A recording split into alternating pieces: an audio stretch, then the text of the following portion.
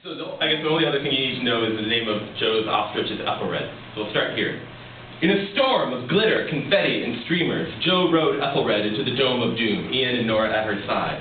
They walked out into a little platform that poked into the arena. Fiona was entering on a similar perch far away on the other side. Joe glanced at the lake of black water far below. She looked up and swallowed. This was it. Fiona had already dismounted and started the threats. "Asnap! Silver kitten of deceit!" she bellowed across the arena. "Gaze upon my dread mouth, and know the terror of your doom. For I am Ichtala, the all-devouring mother, and tonight your deceits shall be overthrown, your silver fur gnashed between my all-masticating jaws." The crowd exploded with boos.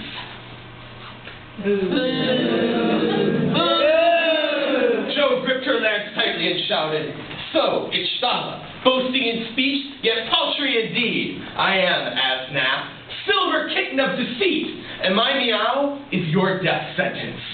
My purr, your despair. My litter box, your grave." Let fly your thrashing tongue, your gnawing teeth, your gulping throat. I choke your esophagus with the foodstuffs of destruction. I fill your greedy maw with the meal of dishonor. Oh, devour it, Ichtala. Taste it well.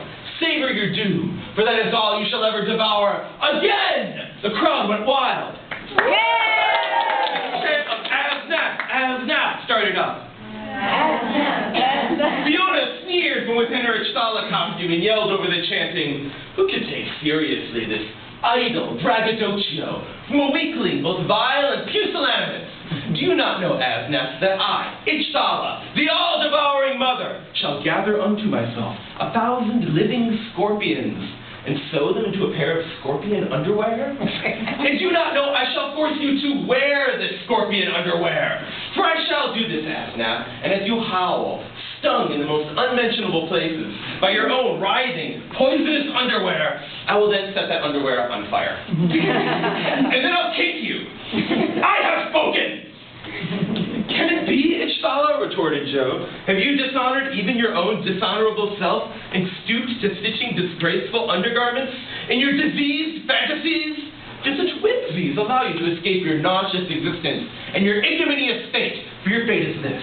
I, Asnap, silver kitten of deceit, shall cut you into narrow strips and stretch your entrails into a thin twine and then string a guitar with them.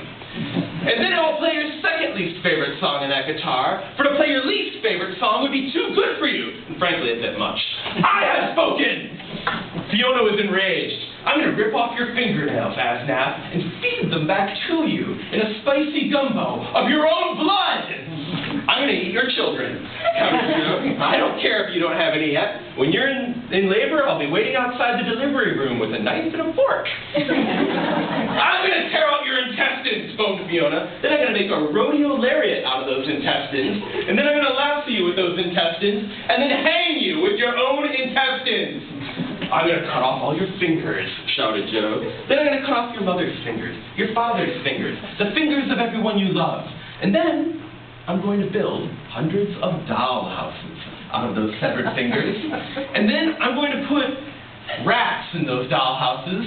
And then after the rats get comfortable, I will kill all the rats. And then I'll burn down that city and kill you with a diamond dagger punched deep in your dark, unholy, malformed, unnatural, godless, nauseating, cancerous, wretched, crap-spackled heart. I have spoken!" The crowd roared and screamed and stamped their feet in glee. "Avaunt!" said Fiona. "Hark!" said Joe. "Fie!" said Fiona. "Alack!" said Joe. "Egad!" said Fiona. "Forsooth!" said Joe. "Ah!" said Fiona, and jumped onto her ostrich. Joe swung her leg over Ethelred. The ostrich sprang to its feet. Fiona reared back and launched into the arena, dipping and climbing towards Joe. Ethelred scampered back, spun, hunched, and charged into the air, diving toward Fiona. Joe brandished her lance, flicked the trigger so that fire blossomed out either side, and spun it around. Fiona flipped her flaming lance back and forth, the flames zigzagging blindingly. Then they were on top of each other, clashing and scrabbling in midair, as their ostriches shrieked and clawed. Everything went black. And I'll stop there.